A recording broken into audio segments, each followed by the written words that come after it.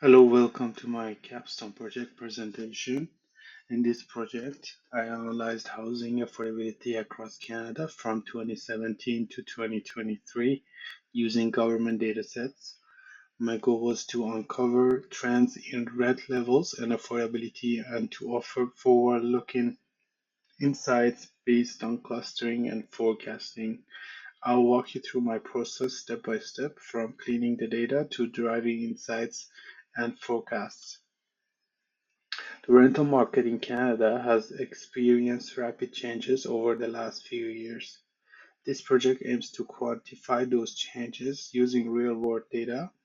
I focus specifically on one-bedroom units to reflect individual affordability, and the analysis covers all 10 provinces. The question I wanted to answer was how affordable is rent across Canada and how is it changing over time? To conduct the analysis, I used official and reliable sources. So CMHC provided rent data from their annual rental market survey, and Statistics Canada supplied income data by province and year. I merged these datasets to analyze trends and compute affordability. Before diving into the analysis, I focused heavily on cleaning and preparing the datasets. This included standardizing province names, cleaning dwelling type labels, and filtering for one-bedroom units to align with the individual income data. Then I merged both datasets on province and year and calculated new features like annual rent and rent-to-income ratio. This preparation was key to ensuring accurate, regionally consistent analysis. The entire project was developed using Python in Google Cloud. The key libraries were Pandas for data manipulation, Matplotlib and Seaborn for visualizations, and scikit-learn for clustering and forecasting models. These tools allowed me to work efficiently with real-world data and produce meaningful insights.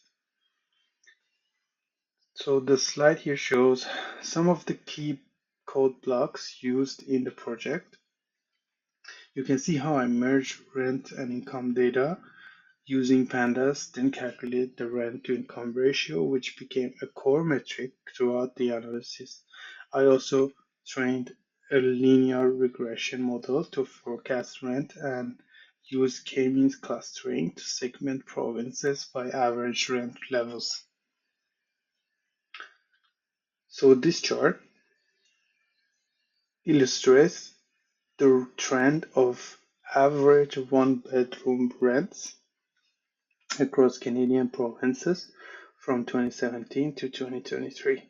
There's a consistent upward trend across all provinces, with British Columbia and Ontario maintaining the highest rent levels. This suggests that housing affordability challenges are growing nationally, not just in major urban centers. And this bar chart shows the percentage growth in rent from 2017 to 2023 by province. While BC and Ontario had the highest rent levels, provinces like New Brunswick and Nova Scotia experienced the fastest percentage growth. This shows affordability pressures are spreading beyond traditionally expensive markets. Moving on to the next slide. To assess affordability, I calculated a rent to income ratio, which means how much of a person's income is spent on rent.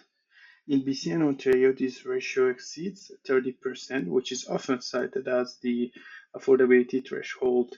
In contrast, provinces like Quebec and Manitoba remained relatively affordable over this period. Here I used k-means clustering to group provinces based on the average one-bedroom rent. So cluster 2 includes BC, the province with the highest rents. This grouping simplifies regional comparisons and highlights affordability risk zones. To anticipate future affordability challenges, I trained a linear regression model to forecast rents through 2026.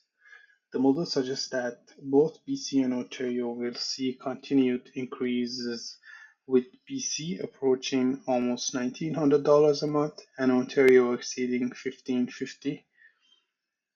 This could further deepen affordability challenges in those regions. To summarize, rent has increased across all provinces.